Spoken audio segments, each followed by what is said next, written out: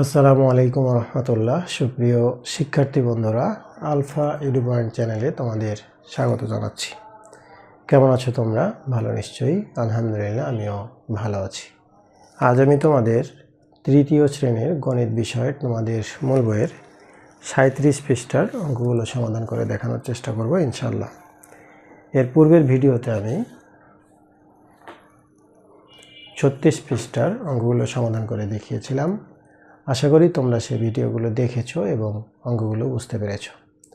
আর যারা নতুন তারা আমার চ্যানেল থেকে পূর্বের ভিডিওগুলো দেখে আসতে পারো, তাহলে তোমাদের জন্য বুঝতে সুবিধা হবে। আর নিয়মিত ভিডিও পেতে আমার চ্যানেলটি সাবস্ক্রাইব করে বেল আইকনটি অন রাখতে পারো, তাহলে যখনই আমি নতুন কোনো ভিডিও আপলোড দেব তখন তুমি নোটিফিকেশান পেয়ে যাবে। আর যারা অলরেডি সাবস্ক্রাইব করেছো তাদেরকে অসংখ্য ধন্যবাদ। প্রিয় শিক্ষার্থী বন্ধুরা, আজকে আমরা 37 পৃষ্ঠা দেখব। তো 37 পৃষ্ঠায় এখানে উপরের দিকে দেখো লেখা আছে যে যোগ ও বিয়োগের সম্পর্ক। আচ্ছা, তো যোগ বিয়োগের যে সম্পর্কটা আমরা প্রথমে এর আগেও যে বিয়োগ করেছি তখন আমরা এটা জেনেছি। তো এখানে যোগ বিয়োগের যে সম্পর্ক, সেই সম্পর্কের 3টা সূত্র আছে। সূত্রটি তোমাদের বইয়ে সুন্দর করে দেয়া আছে, দেখো। বিয়োজন বিয়োগ বিয়োজ্য সমান বিয়োগফল, আর বিয়োগফল যোগ বিয়োজ্য সমান বিয়োজন, আর বিয়োজন বিয়োগ বিয়োগফল সমান বিয়োজ্য। আচ্ছা, এই সূত্র 3টির যে সম্পর্ক, এই সম্পর্ক দিয়ে এখানে নিচে 1 নং অঙ্ক দেয়া আছে। খালি ঘরে 1 নম্বর অঙ্কটি দেয়া আছে। এখানে মোট 9টি অঙ্ক আছে। দেখো, খালি ঘর পূরণ করি। তো এই অঙ্কটি আমরা আজকে এই অঙ্কগুলোই আজকে আমরা করার চেষ্টা করব 37 পৃষ্ঠায়। তো দেখো, আমি আগে যদি এখানে এগুলো কিছু আমি বোর্ডে লিখি। দেখো,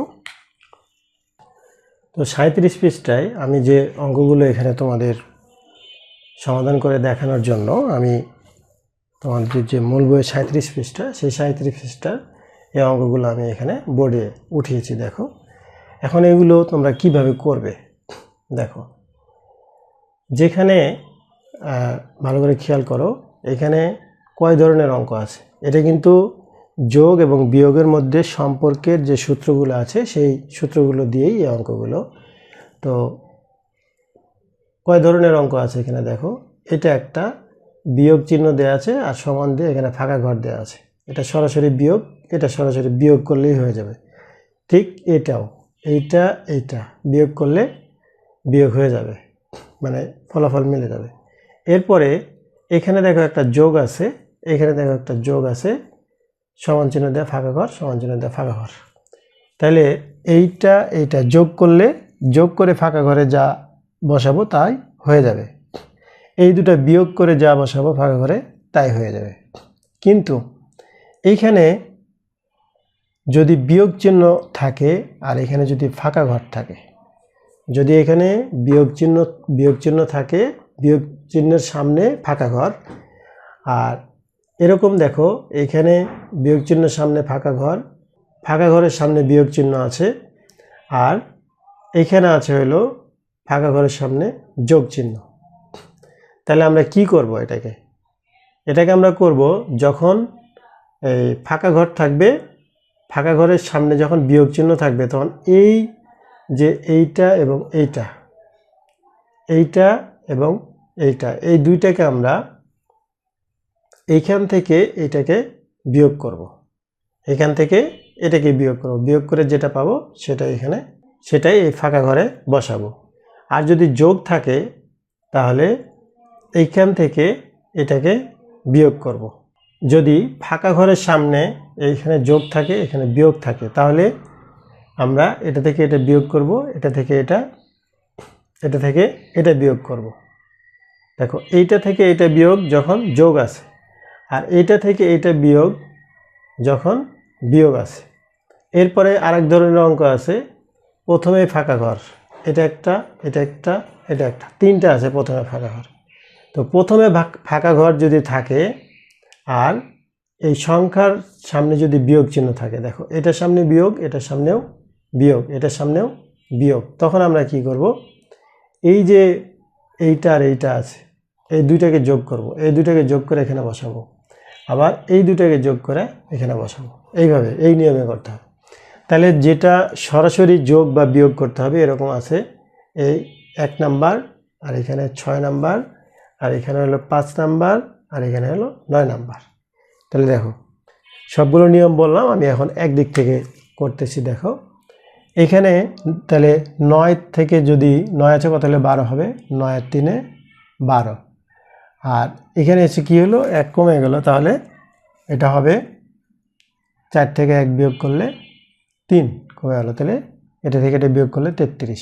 এরপরে 2 নম্বরে দেখো এইটার সাথে এটা যোগ করব, যোগ করলে 0 আর 5, তাহলে কত 5, 0 আর 5 যোগ করলে 5, 5 আর এই 3 যোগ করলে 8, তাহলে আমরা পেলাম, এখানে পেলাম 85। এরপরে এটাকে কি করব, আমরা এই দুটাকে যোগ করব। এটার নিয়মটা, 2 এর নিয়মটা কি বলছিলাম, এটা থেকে এটা বিয়োগ করতে হবে, তাহলে 5 থেকে 0 বিয়োগ করলে 5, 5 থেকে 0 বিয়োগ করলে 5, আর 5 থেকে 3 বিয়োগ করলে, এরপরে এখানে আমরা কি করব, এই দুটাকে যোগ করব, যোগ করে এখানে বসাবো, তাহলে 4 আর 2 6, আর 5 আর 3 8। এই দুটাকে কি করব, এটা থেকে এটা বিয়োগ, বিয়োগ করলে এখানে কত আছে 2, তাহলে 3 আছে কত হলে 12 হবে, 9, 9 আর 3 12, তাহলে এটা 1 কমে যায়, 1 কমে গেলে কি হলো 3 হয়ে গেল, তাহলে 3 3, 3 থেকে 3 বিয়োগ করলে, এরপরে এটা দেখো সরাসরি যোগ, অর্থাৎ 5 0 যোগ করলে 5, 5, আর 3 আর 2 যোগ করলে 5, 5। এরপরে 6 নাম্বার, 6 নাম্বার যদি বিয়োগ করি, 6 থেকে 4 বিয়োগ করলে 2, আর 8 থেকে 5 বিয়োগ করলে 3, 6 থেকে 4 বিয়োগ করলে 2, 8 থেকে 5 বিয়োগ করলে 3। এরপরে এটা আমরা কি করব, এটার নিয়মটা হলো যে এই দুটাকে যোগ করে এখানে বসাবো, তাহলে 9 3 12, 2 হাত থাকলো 1, 3 আর 1 4, 3 আর 1 4।